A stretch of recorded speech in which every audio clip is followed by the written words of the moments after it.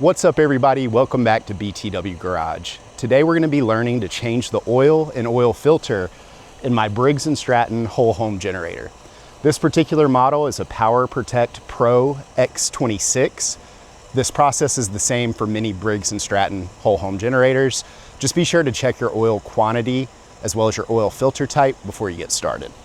Let's go head on over to the unit and we'll take a look at the tools that we're going to need to get this job done.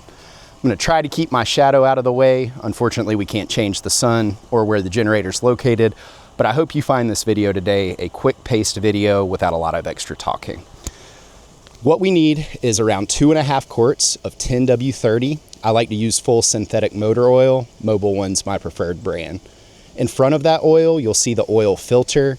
I'll put a link to this in the description. It is available on Amazon, but you can buy them anywhere. It doesn't have to be the manufacturer brand.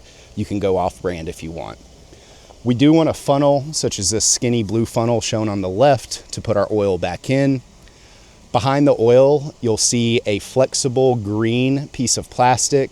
You can use this, which I'll put a link to, or cardboard to keep oil from dripping inside of your unit.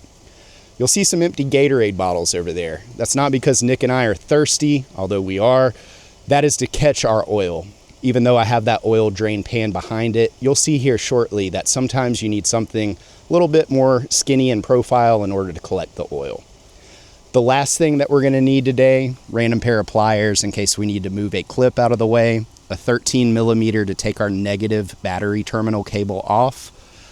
These two sizes fit, an 11/16 and a 5/8 to get our oil drain line cap off.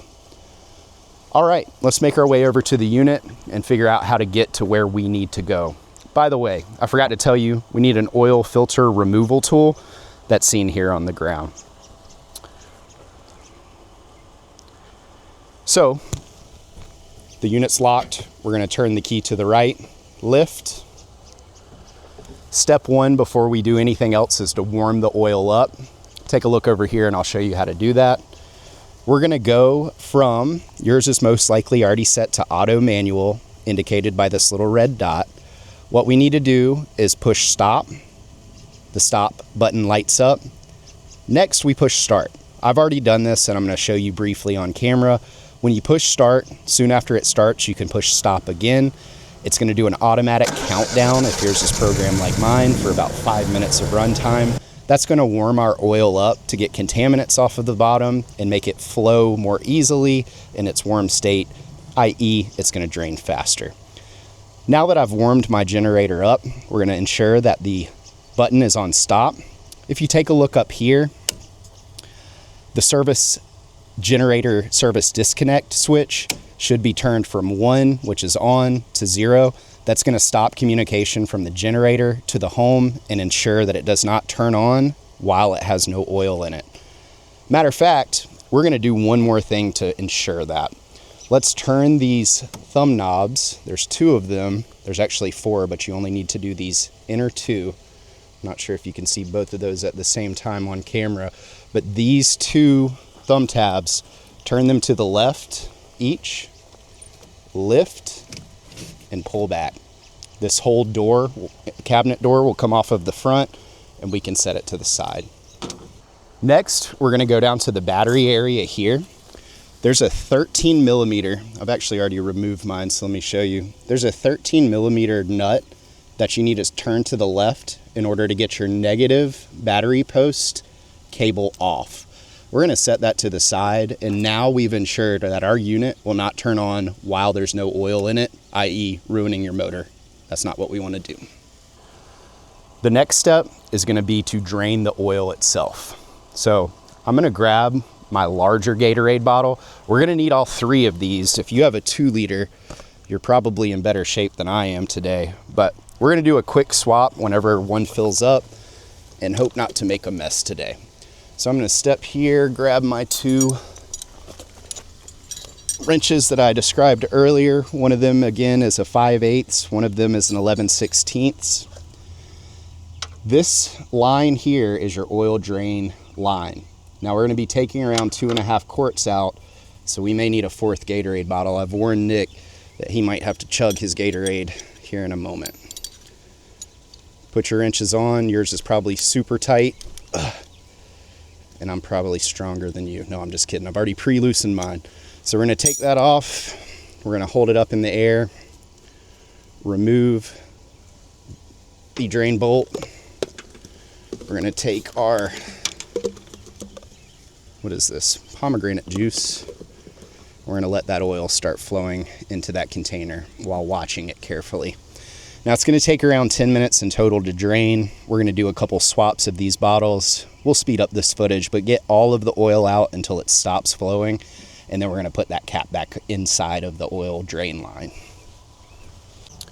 A quick tip for you while you're draining your oil is to come over to your fill cap, which is here. And you can see that I've loosened mine by turning it to the left. If you give it a little air gap, your oil is gonna drain much quicker than if you were to leave it tight. The other thing I like to do is not leave it completely open because we are outside, there's dust, contaminants. I just like to give it a little air gap so that it can breathe and drain quicker and we can get the job done sooner. So we're just gonna swap this line real quick. Makes it easy that you can hold it up in the air at the same time and prevent some mess. Just keep an eye on it because it will overfill if you're using small bottles like us. Here we are just kind of putting this drain cap back on our oil drain line. I'm gonna grab my same 2 wrenches, righty-tighty as always, and we're gonna get it very snug so that this doesn't come off in the middle of a storm when we're out of power. That would not be fun. Now, normally I would put it back here near the cooler, the oil cooler, but I'm gonna leave it down because our next step is to take this oil filter off. All right, now it's time for the oil filter.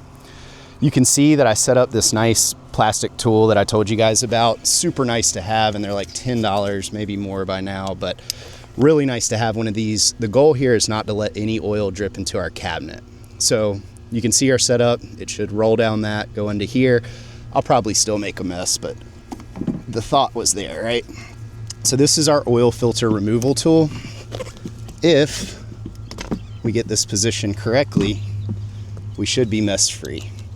So I got a 3/8 drive wrench, or excuse me, ratchet that I'm putting on the oil filter tool. We're gonna twist to the left,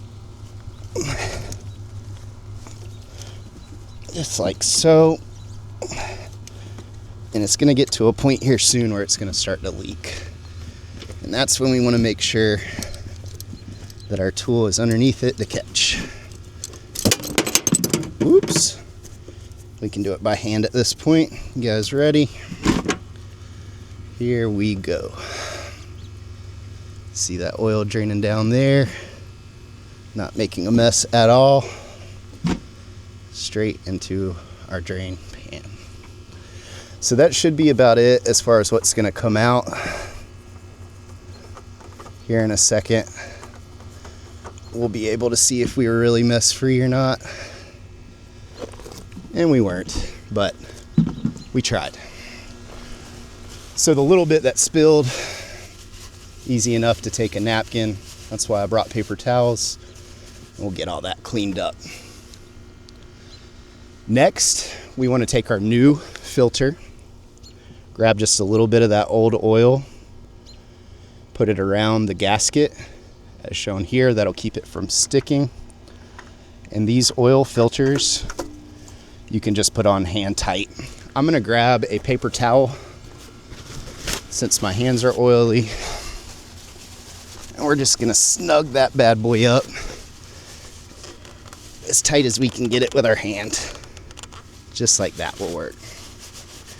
All right, I'm gonna take a moment to get my workspace cleaned up, and we're gonna add our new oil and just about be done. At this point in time, you can put your drain line back beside the oil cooler. So we've got our Mobil One 10W30 full synthetic. We actually have 2.5 quarts in here. The unit that I own, the 993cc Vanguard, costs for 2.3. So we're just gonna start putting this in, and I'm gonna stop right before we get the entire remaining part of this 5-quart jug in. we'll be checking the dipstick to ensure that the oil is at a proper level. All right, so in order to check the dipstick, we do need to remove this sound deadening material. There we go. All right, so we're gonna put that over here for now, and we're gonna lift up. There is a nice little string here that you can loop to keep it up and out of the way. So now that we have our roughly 2.3 quarts of oil in the unit, we can reinstall our fill cap, our oil fill cap. These are plastic, so be careful not to strip them. You can tell if it's going in right or not. And let's go ahead and grab a clean paper towel so that we can check our dipstick. First step, as always, is to wipe it entirely. Drop it back in all the way to the fill neck, dipstick neck. And I want to make sure. Can you guys see that clear difference there of shiny going halfway up right here? If you look at that little cross hatching, that means we're perfectly full. I'm happy with this level. Let's reinstall that. Now what we're going to do is reverse everything that we just did. So just thinking through it, we changed the oil. We took the oil out, we took the filter out, we added a new filter, we added 2.3 quarts of oil back into the unit, fresh 10W30 for North Carolina. We're gonna put the negative battery cable back on. So just stepping down here to the left, removing the safety cover, we're gonna pop that on the terminal, like so. And then again, that was a 13 millimeter, and just get it snug.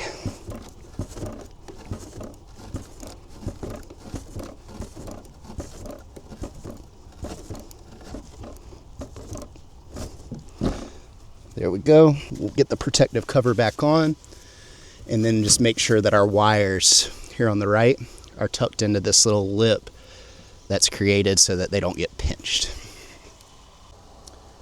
Now that we're done putting the negative battery cable back on, we have a couple things to tighten up over here. You'll probably notice off camera, I just put our sound deadening material back down.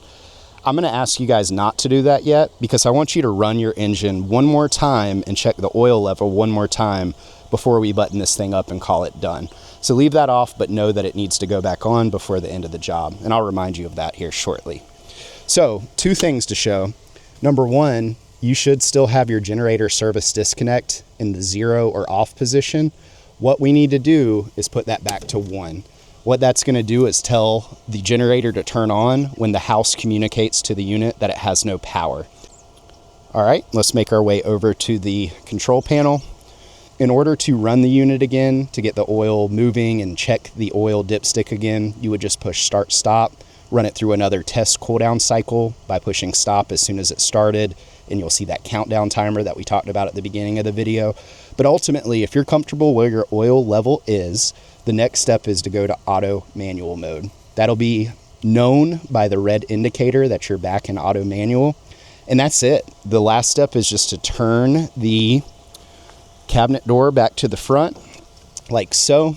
I did want to point out that there are 3 notches on the bottom that just line up in the 3 notches you can see. You want to lift to try not to scratch your unit, get those thumb screws set back down, close the unit hood, lock your key, and you're done. So again, I do recommend checking your oil dipstick after the unit's ran one more time, but in order to keep this video fast, we're not going to show that on camera. Hope everybody enjoyed the video. If you're into DIY content in your home, BTW Garage is probably the YouTube channel for you. We do oil changes, pool repair, lawn care, irrigation, really anything that I'm working on that day. Thanks for checking us out. Be sure to subscribe, and we'll see you next time. If you're looking for the most professional YouTube channel,